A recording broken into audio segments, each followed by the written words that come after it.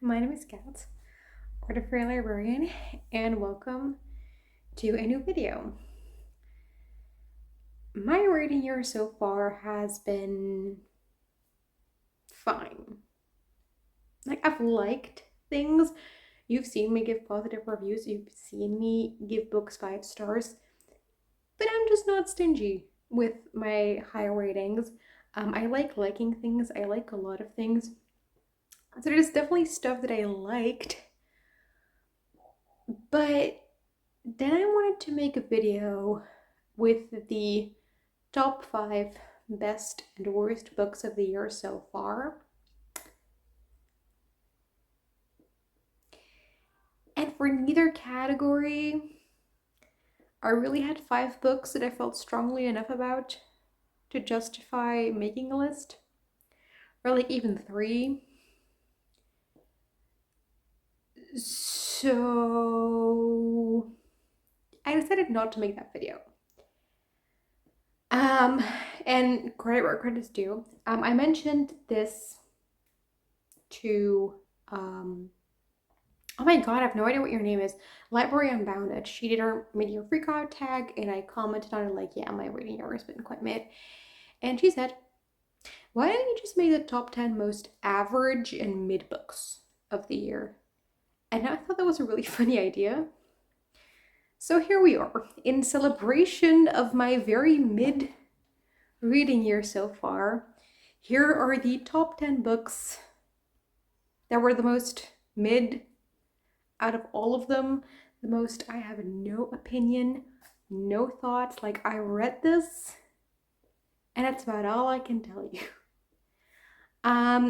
These are also in no particular order, I just wrote them down. So first I have Tom Lake by N. Patchett. This is a literary fiction book about this woman who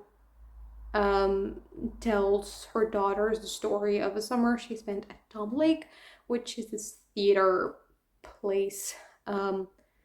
She had a very short acting career. It was fine. The character work was pretty good, but just the story, I was okay. It was just okay. This is not a long book, but I was so ready for the story to be over quite a bit before the story was actually over. So yeah. The audiobook is narrated by Meryl Streep, so that's kind of cool, I guess. But yeah, overall, I think Tom Lake was just really not the book for me. Then I have The Animals at Lockwood Manor, which I did quite enjoy while I was reading it. I ended up giving it 4 stars, actually. This is a historical fiction set during World War II. It's also a Gothic story, so the Natural History Museum in London is closing during the war because the danger of attacking is too much and they don't want the collection to get damaged. So they move it to these various places, and a part of the collection goes to Lockwood Manor. And our main character is a curator who goes with it to this manor to, make sure nothing happens to the collection, and repair things if need be, whatever. And then gothicness ensues. I did quite enjoy this while I was reading, and I was quite surprised with some of the twists. But ultimately, I read this in April, and no, in March. I read this in March, and 4 months later, I'm like, I didn't really remember I read this. I was flipping through my reading journal to see what all I'd read to make this list, and I was like, oh yeah, I guess I read this too. So like it really didn't stick with me a lot. Like now that I'm talking about it and I like mention a synopsis and stuff, like stuff does come back, but it didn't really give a lasting impression.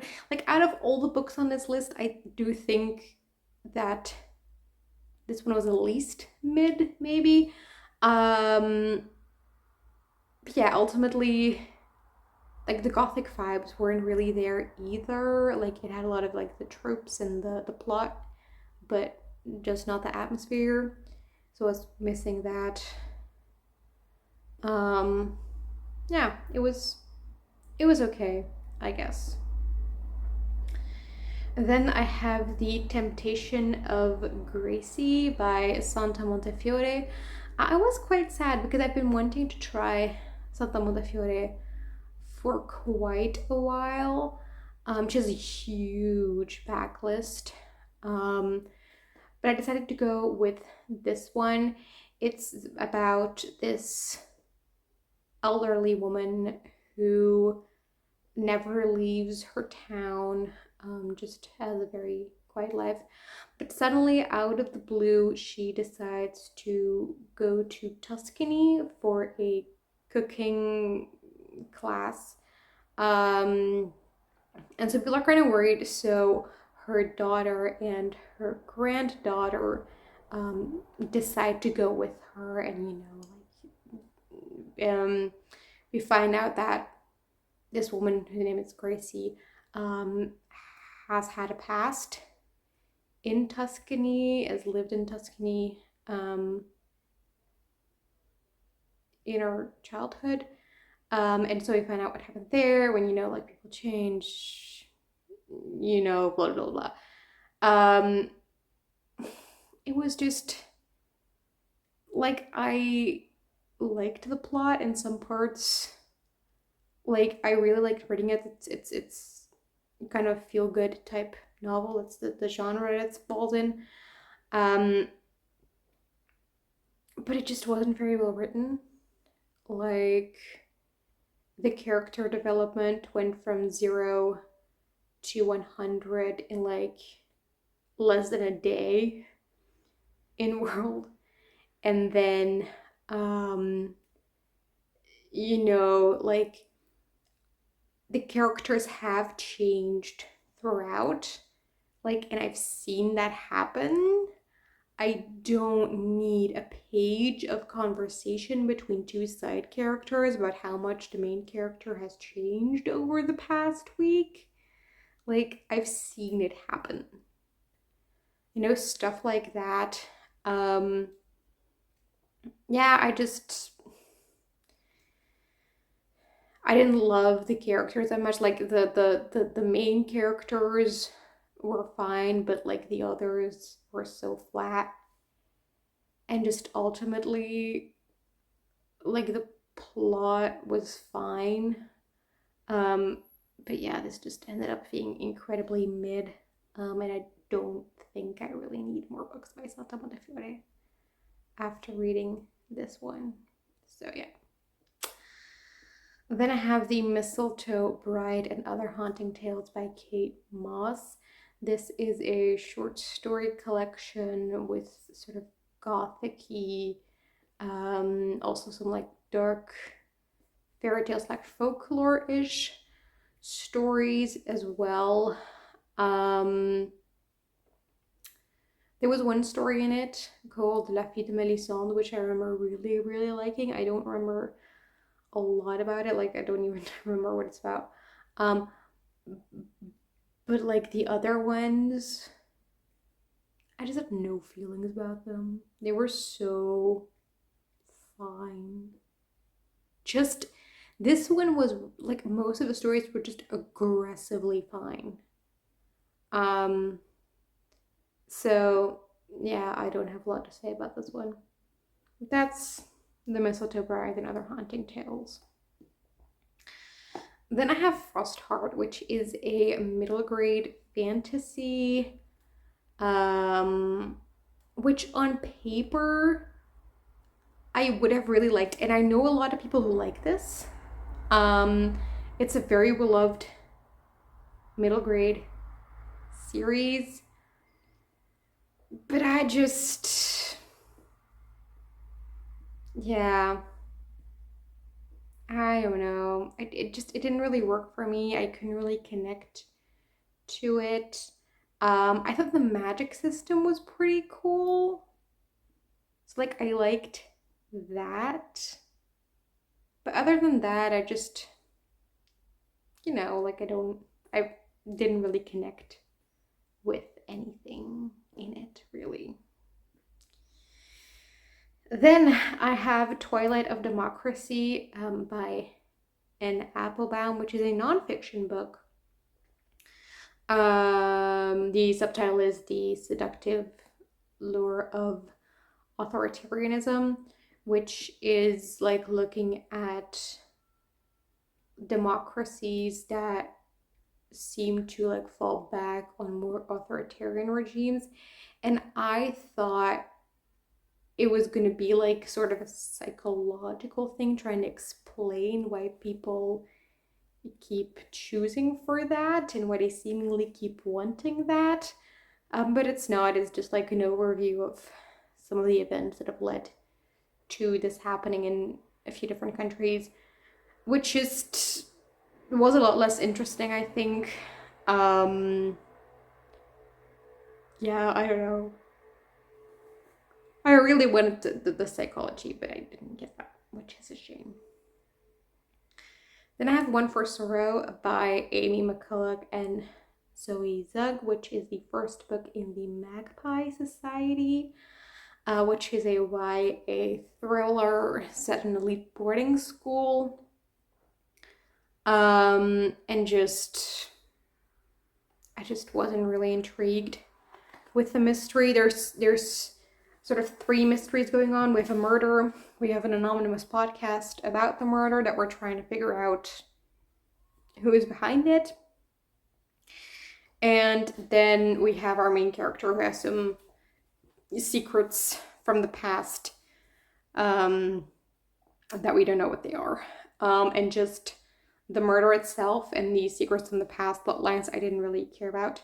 The podcast I thought was quite interesting, but then halfway through the book, that is revealed. And then after that, I just didn't care anymore. And just never picked it up again. Because I didn't care. So, yeah.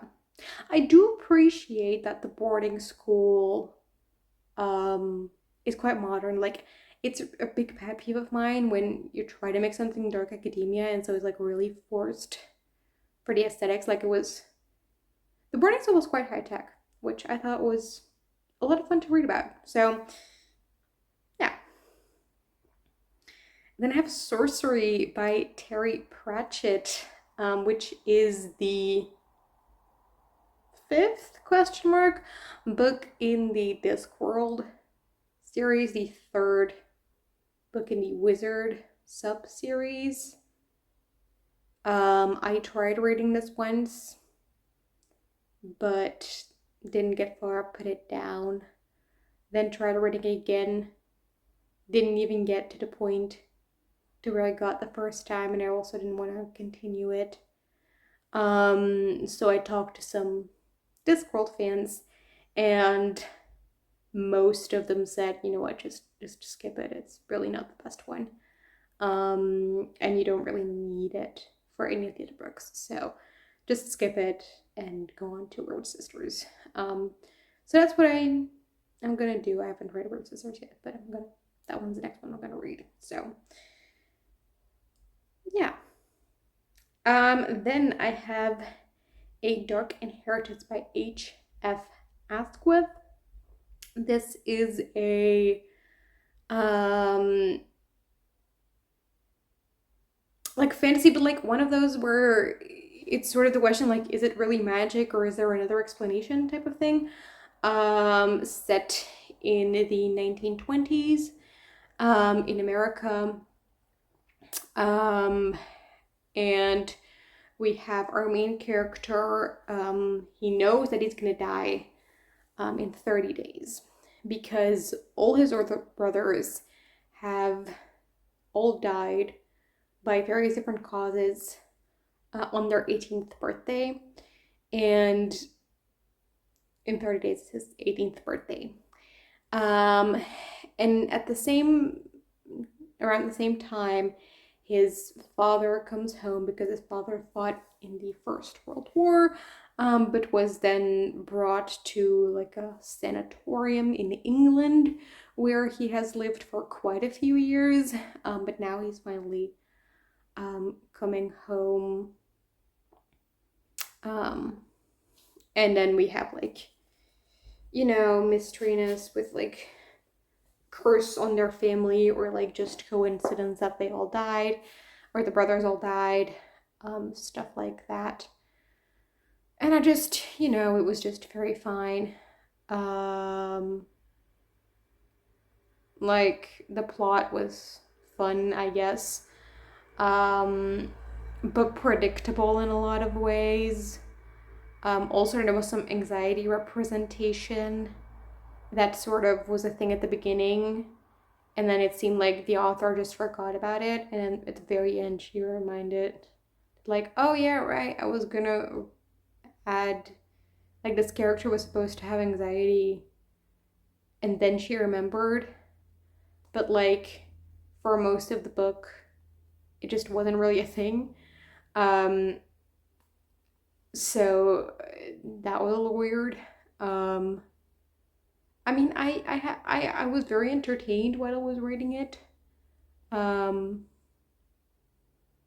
yeah, it wasn't too long. Didn't overstay its welcome, but didn't really blow me away either. And then the final and 10th book is Springtide by Cilla and Rolf. Börjlind. This is a Scandinavian detective thriller. The plot is very complicated. There's a lot going on. Too much going on. We have like a cold case. That's like the main plot line. So we have a cold case about a woman who was drowned. And then our main character, Olivia, who tries to figure out or investigate this cold case, and she wants to talk to the inspector who was put on the case, or the detective who was put on the case initially, but no one knows where he is. So we have that. We have some few other plot lines. But yeah, I don't think the ending was very satisfying. Like, I enjoyed some aspects of the writing, but others didn't really work so well, because the authors have written like TV shows and stuff, and they've written for the screen, and you can tell that they're trying to use techniques for the screen in their books, but some of them work better than others. And like, if they worked, I really enjoyed them, but it didn't work. Like, they really didn't work. So yeah, it was quite mid as well. That's why it's on this list. So yeah, that is the 10 most mid and average books of the year so far. Books that I have not really an opinion about. Books that exist and that I've read. So I hope you enjoyed this video. I hope your reading year has been a bit more interesting than mine. But if you've read any of these, I hope you had a more interesting experience with them than I did. But yeah, let me know some of the most mediocre books, the most average books, the most just fine, but nothing more than that books you've read this year. and I hope to see you again in another video. Bye.